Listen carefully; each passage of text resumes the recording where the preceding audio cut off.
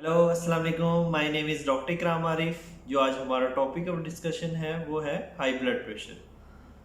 आपने देखा कि हाई ब्लड प्रेशर जो होता है हमारी कम्युनिटी के अंदर बहुत ज़्यादा है। उसके बारे में इतनी अवेयरनेस भी नहीं है और ज़्यादातर लोगों को इसका पता तब चलता है जब इसको कॉम्प्लिकेशन डेवलप हो चुकी होती है। तो इस वीडियो का बनाने का मकसद ये होता है कि आपके अंदर अवेयरनेस पैदा करना। ठीक है, जो ब्लड प्रेशर है वो होता क्या है, उसकी अलामत क्या होती हैं और क्या क्या इसमें एहतियात किया जाए और इसकी ट्रीटमेंट क्या होती है, इसको वन बाय वन मैं आपसे डिस्कस करूँगा।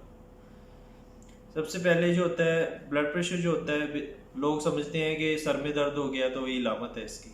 बेसिकली ऐसे नहीं होता।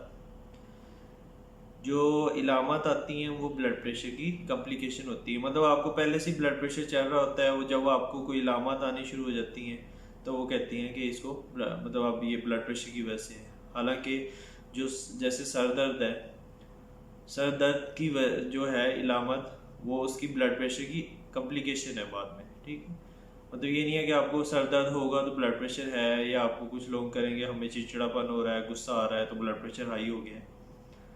तो ज़्यादातर इसको हम कहते हैं मेडिकल की टर्म में साइलेंट किलर। साइलेंट किलर का ये होता है कि ज़्यादातर लोगों में इसकी इलामत नहीं आती, और जब हम इसको तब उसको वो करना शुरू करते हैं जब हम फ़ौरन डॉक्टर के पास जाते हैं कि सर दर्द हो रहा है या चिड़चिड़ापन हो रहा है, गुस्सा आ रहा है, तो देखते हैं बीपी हाई होता है। वो पहले से ही आपका ब्लड प्रेशर हाई चल रहा होता है जिसको हम इग्नोर कर रहे होते हैं। ठीक है, ज़्यादातर हमारी पब्लिक के अंदर यही है कि उसको अवेयर मतलब उसको आप जो है ज़्यादातर जो इलामत को आप इग्नोर कर देते हैं। जब वो बाद में कॉम्प्लिकेशन आ जाती हैं तो वो ज़्यादा बढ़ के आ जाती हैं।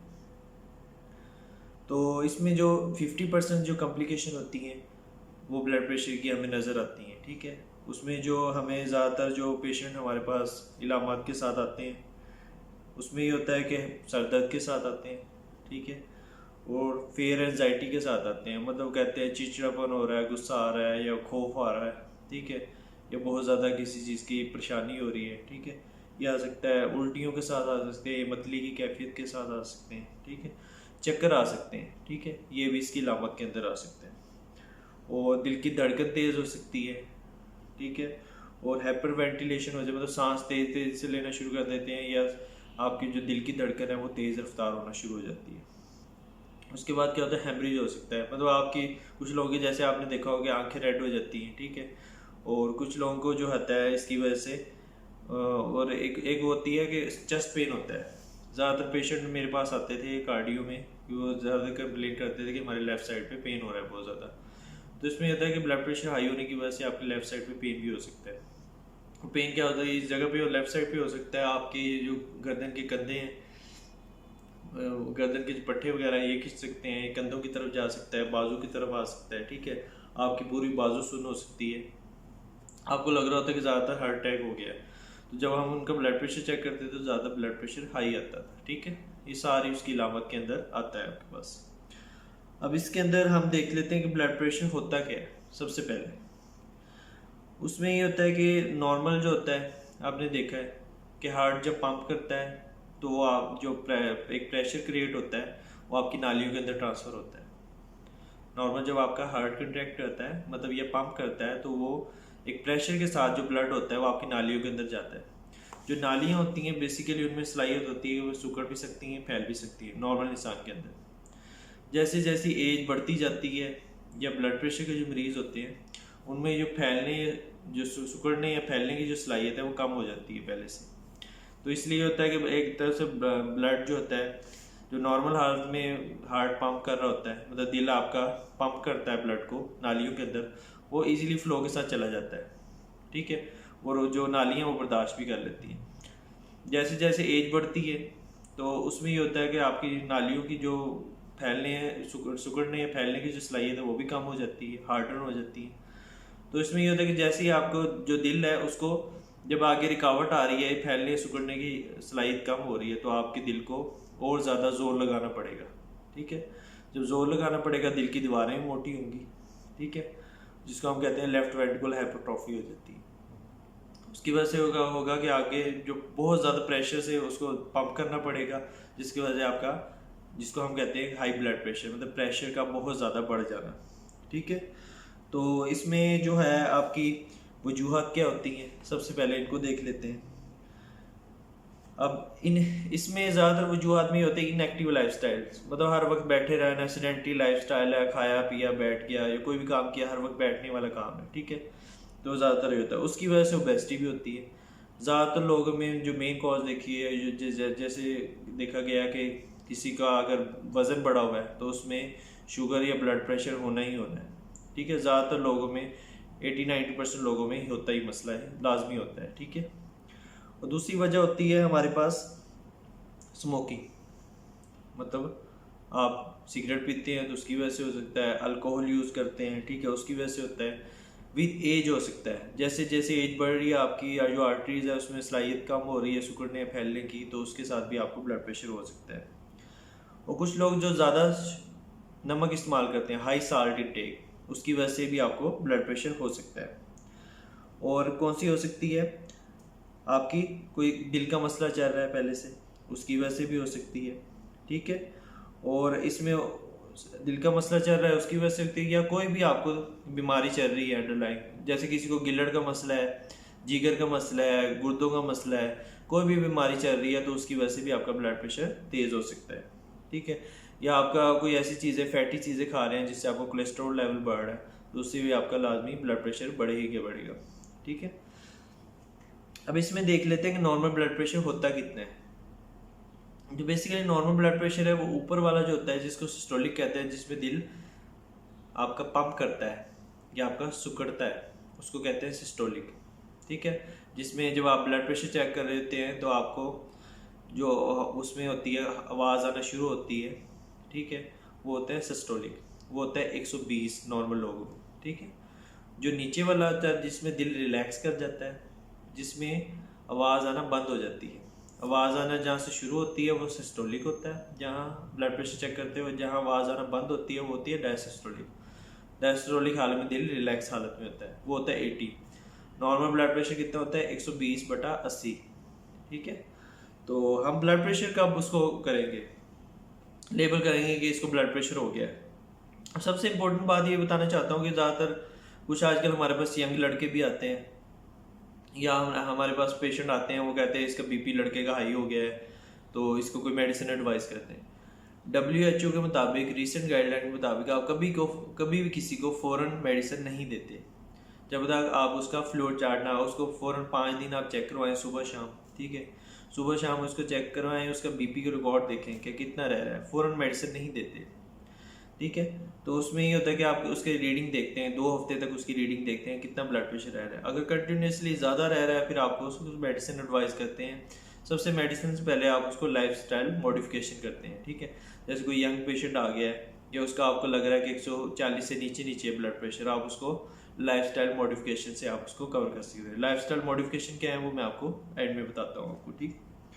जो प्री हाइपरटेंशन होता है, मतलब ब्लड प्रेशर से पहले की हालत होती है, उसमें कितना होता है, सिस्टोलिक जो हो जाता है वो 120 से 139 तक हो जाता है, ठीक है। 120 से 139 तक आपका सिस्टोलिक हो जाता है, मतलब ऊपर वाला ब्लड प्रेशर हो जाता है। और जो नीचे वाला ब्लड प्रेशर है वो 80 से 89 तक हो जाता है, ठीक है।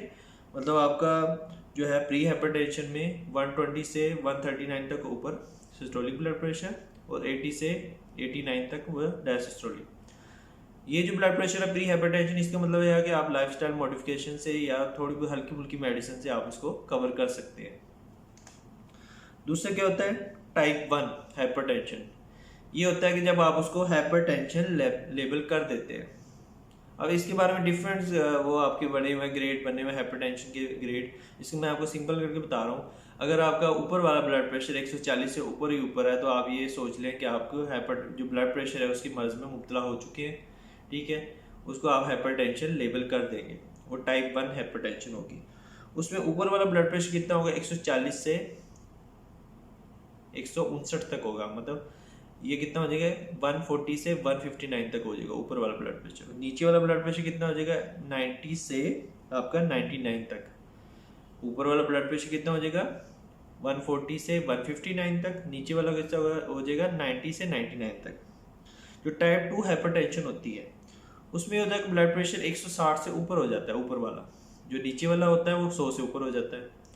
अगर आप देख रहे हैं किसी मरीज का 160 से ऊपर ही रह रहा है ब्लड प्रेशर, नीचे वाला 100 से ऊपर ही रह रहा है, तो आप उसको कहेंगे कि इसको टाइप 2 हाइपरटेंशन है। ठीक है, और कुछ लोग हैं, आपने सुना होगा 180 पे पहुंच जाता है, 200 पे पहुंच जाता है, वो एक हाइपरटेंसिव एमरजेंसी आ जाती है, अर्जेंसी आ जाती है। जो हाइपरटेंसिव एमरजेंसी है उसमें होता है कि आपके साथ साथ जो होता है, अगर आपको ब्लड प्रेशर साथ कोई दूसरा मसला भी होगा, गुर्दे फेल हुए होंगे या आपका जिगर फेल हो, कोई दूसरा मसला होगा, आर्गन फेलियर होता है उसके साथ हाइपरटेंसिव एमरजेंसी में। जो अर्जेंसी होती है उसमें कोई आर्गन फेलियर नहीं होता, मरीज आता है हमारे पास, उसका ब्लड प्रेशर बहुत ज़्यादा हाई होता है। ठीक है, तो उसमें कोई आर्गन फेलियर नहीं होता, उसको हम कहते हैं हाइपरटेंसिव अर्जेंसी। तो उसमें हम फ़ौरन बीपी लो करते हैं, आईवी इंजेक्शन के जरिए करते हैं, टैबलेट के जरिए करते हैं। वो आपको मैं एंड में बताता हूँ कि कैसे उसको कवर करना है।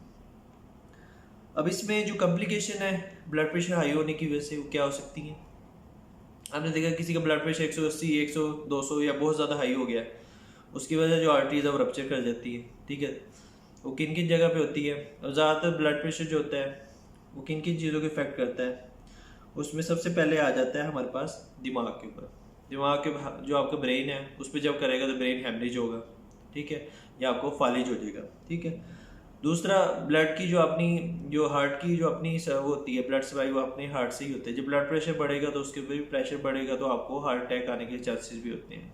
ठीक है, तीसरा किडनी की जो नॉर्मल जैसे सप्लाई 25% जो होती है ब्लड की सप्लाई वो किडनी को जाती है। अगर किडनी के ऊपर प्रेशर बढ़ेगा तो वहाँ रीनल हाइपरटेंशन होने के चांसेस होते हैं। तीसरा क्या है कि आंखों के ऊपर इफेक्ट आता है। ठीक है, उसमें अगर आंखों के पर्दों को इफेक्ट कर सकता है। ठीक है, तो इसमें ये रेटिनल हेमरेज और डिफरेंट आपको आई की कॉम्प्लिकेशन आ सकती है। और एक तरह सेक्सुअल डिसफंक्शन हो सकता है, या आपकी जहाँ जहाँ आर्टरीज है उसमें प्रेशर बढ़ेगा, मतलब आपकी जो कहीं पे या तो आर्टरीज बंद हो जाएंगी या ब्लॉक हो जाएंगी, आपकी लेग्स की होगी या कोई भी जो भी आर्गन्स हैं उसमें ब्लड प्रेशर की वजह से इफेक्ट आ सकता है। अब इसमें देखा गया कि आप जो होता है, अब इसमें एहतियात जो सबसे ज़्यादा इम्पोर्टेंट है। एहतियात में होता है कि आप नमक, जो सबसे ऊपर टॉप प्रायोरिटी पर, नमक बहुत ज़्यादा यूज़ कर रही होती है हमारी पब्लिक। जो नमक है ये सोडियम इनटेक, मतलब सोडियम बहुत ज़्यादा खुराक के अंदर ले रही होती है। अब इसका एहतियात क्या है, इसका एहतियात क्या हो सकता है कि हम अगर घर में खाना खा रहे हैं तो हर किसी के लिए अलग हांडी नहीं बन सकती, कि एक बंदे के लिए ज़्यादा नमक है तो इसके लिए मतलब अलग हांडी बनेगी, जो ब्लड प्रेशर वाला उसके लिए कम बनेगी।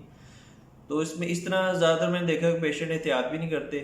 ठीक है, और जो हम वो कह रहे हैं कि नमक कम इस्तेमाल, थोड़े दिन तो करेंगे उसके बाद छोड़ देते हैं। उसने वो आपकी क्योंकि कोऑपरेट भी नहीं कर रही होती फैमिली, और थोड़ा सा मुश्किल भी हो रहा है, अलग अलग खाना बनना है बहुत। उसमें हम कहते हैं जितना नमक अगर 2 चम्मच यूज़ कर रहे हैं सालन के अंदर घर वाले, तो उसको एक चम्मच कर दें। तो उसमें थोड़ा सा फैमिली भी सपोर्ट करे कि अगर 2 चम्मच यूज़ कर रहे हैं तो उसको 1 चम्मच कर दें, अगर 1.5 चम्मच कर रहे हैं तो उसको आधा चम्मच कर दें, इस तरह उसको कम कर दें। ठीक है, और दूसरी नमक ऐसी चीज़ है जो हम बाद में भी ऐड कर सकते हैं। नमक मिर्चें तो एक बार ऐड होगी तो मतलब उसको हम रीएडजस्ट नहीं कर सकते। जो नमक है उसको खाने में बाद में भी ऐड कर सकते हैं हम। तो इसलिए ये होता है कि आप नमक का जो है, आप जो फैमिली है वो भी कम कर सकती है नमक को, और दूसरी ये होती है कि आप खुद भी उसमें बाद में नमक ऐड कर सकते हैं थोड़ी बहुत मिकदार में। ज़्यादातर लोग होता है वो कहते हैं हम पूरे ज़िंदगी फीका खाना खाते रहेंगे, क्योंकि ब्लड प्रेशर जो होता है इसकी जो मेडिसिन होती है पूरी ज़िंदगी चलनी होती है। तो इसमें ये होता है कि हम उनको कहते हैं कि जितना हम नमक इस्तेमाल करें उसको कम कर दें। और दूसरी हम कहते हैं कि जो सोडियम वाली डाइट है, जो मतलब जिन खुराक के अंदर सोडियम है वो आपने कम इस्तेमाल करनी है। उसमें कौन से आ जाती है, रेड मीट आ जाता है या वाइट मीट भी होता है। ज़्यादातर जो रेड मीट होता है उसमें ये होता है कि सोडियम कंसनट्रेशन जो होती है वो ज़्यादा होती है, तो आपने गोश्त का इस्तेमाल बहुत कम करना है। डायरी प्रोडक्ट्स जिसमें फ़ैट बहुत ज़्यादा होता है वो आपने कम इस्तेमाल करना है। इसमें ये होता है कि आपको जो होती है ये डायरी प्रोडक्ट्स है जिसमें फ़ैट ज़्यादा होता है, उससे कोलेस्ट्रॉल बढ़ेगा, तो उससे भी आपको ब्लड प्रेशर का मसला आ सकता है। और तीसरी होती है कैल्शियम पोटाशियम वाली आपने डाइट लेनी है, मतलब वो चीज़ें लेनी है जिसमें कैल्शियम पोटाशियम ज़्यादा होती है। वो किन चीज़ों में होती है, फल और सब्जियों में होता है। इसलिए हम भी होता है डॉक्टर ये रिकमेंड करते हैं कि फल सब्जियां ज़्यादा खाएं, गोश्त और नमक वाली चीज़ें कम इस्तेमाल करें, तली हुई चीज़ें कम इस्तेमाल करें। ठीक है, होटल के खाने कम खाएं क्योंकि उसमें घी या तली हुई चीज़ें ज़्यादा होती हैं, तो वो कम इस्तेमाल करें। ठीक है, दूसरा हम देख रहे थे, हम कहते हैं ये चीज़ तो हम ले रहे हैं, नमक का इस्तेमाल तो हमारे कम है। हम देख लेते हैं कि जब जैसे फ्रोज़न मीट है, जो कुछ मतलब उसमें जो होती है फ्रीज़ की हुई चीज़ें होती हैं जो हमें मिलती हैं, ठीक है, उनमें भी नमक पहले से ऐड होता है, ब्रेड के अंदर होता है। तो हम जो डिफरेंट चीज़ें खा रहे हैं, पिज़्ज़ा या कोई भी चीज़ खा रहे हैं साथ साथ उसमें भी नमक होता है। तो आपने इन चीज़ों के अंदर, सारों के अंदर आपने देखना होता है कि नमक का कंट्रोल है या नहीं है। अब लोग कहते हैं कि हमने ब्लड प्रेशर की मेडिसिन ले रहे हैं फिर भी ब्लड प्रेशर कंट्रोल नहीं हो रहा था। वो अपनी लाइफ को 1 मिनट पीछे देखा करें कि हम क्या क्या चीज़ खा रहे हैं, और इन चीज़ों के अंदर नमक है तो इन चीज़ों को हमें कम करना चाहिए, ठीक है। अब उसमें आ जाती है दूसरी, उसमें एहतियात क्या करनी होती है आपने। अगर स्मोकिंग कर रहे हैं, स्मोकिंग तर्क कर दें, ठीक है, कम कर दें।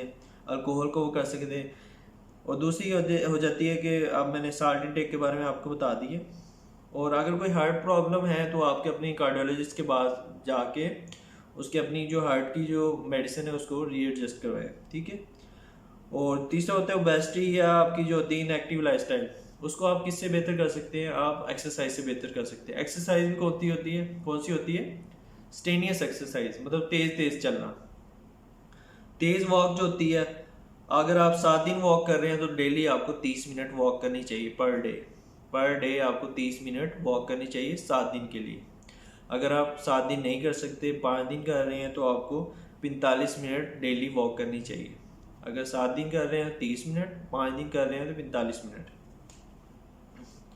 और ज़्यादातर जो वॉक होती है लोग पूछते हैं कि खाली पेट करनी है वैसे करनी है। ज़्यादातर ये होता है कि खाली पेट की जाए तो ज़्यादा बेहतर है। खाली पेट ये होती है कि आपका, मैंने देखा है वॉक से 9 से 10 मिलीमीटर ऑफ मर्करी जो आपका ब्लड प्रेशर कम हो जाता है। जो वॉक से 9 से 10 मिलीमीटर ऑफ मर्करी आपका ब्लड प्रेशर कम हो जाता है। अब इसमें ये होता है कि अगर फालिज से या दिल के मसलों से या गुर्दों के मसलों से अगर आपने बचना है तो इसमें ये होता है कि आपको जो एहतियात बताई है वो एहतियात करेंगे, मेडिसिन खाएंगे, ठीक है। अगर आप हर 2 millimetre of mercury blood pressure कम करते हैं तो आप 10% फालिज की मर्ज से बच सकते हैं। मतलब आप, अगर आपका blood pressure 2 millimetre of mercury आप उसको कम करेंगे तो 10% आपका फालिज का अटैक होने का चांस कम हो जाएगा, और 7% आपको हार्ट अटैक होने का चांस कम हो जाएगा। मतलब अगर आपका 160 पे है, अगर आप उसको 158 पे ले आते हैं या उससे कम ले आते हैं तो आपके चांसेस हार्ट अटैक के या फालिज के वो कम होते जाएंगे। आप उन चीज़ों से बच सकते हैं। इसलिए कहते हैं prevention is better than cure, ठीक है। मतलब आप जो एहतियात करते हैं वो इलाज से ज़्यादा बेहतर है, ठीक है। तो इसमें हम सबसे पहले, इसमें ये मैंने आपको सारी एहतियात बता दी हैं। अब उसके बाद हम चले जाते हैं कि ब्लड प्रेशर को आपने कंट्रोल कैसे करना है, ठीक है। ये एहतियात आपने करनी है। उसके बाद आपने चार्ट बनाना है कि ब्लड प्रेशर कितना रह रहा है, ठीक है। तो उसमें हम डिफरेंट मेडिसिन देते हैं। उसमें 8C इनहिबिटर आती है, ठीक है, कैल्शियम चैनल आती है, डाययूरेटिक्स आते हैं, हाइड्रोक्लोरोथायजाइड आती है, ARB आती है, डिफरेंट मेडिसिन है। और डॉक्टर आपकी कंडीशन के मुताबिक और आपका जितना BP की रीडिंग आ रही है उसके अकॉर्डिंग आपको मेडिसिन रीएडजस्ट करके दे सकता है, ठीक है। तो इसके अगर कोई भी ब्लड प्रेशर के मुतालिक आपको कोई भी क्वेश्चन करना हो, ठीक है, तो आप मेरे से इस वीडियो के जो कमेंट सेक्शन है उसमें पूछ सकते हैं, या आप मुझसे अपॉइंटमेंट ले सकते हैं ओला डॉक मरम के थ्रू। उसके ज़रूर अपॉइंटमेंट के थ्रू आप अपनी मेडिसिन या कोई भी ब्लड प्रेशर की जो भी है आप उसकी बीमारी के मुतालिक मुझसे पूछ सकते हैं। मेरी वीडियो को लाइक, शेयर और चैनल को ज़रूर सब्सक्राइब कीजिएगा। थैंक यू, अल्लाह हाफिज़।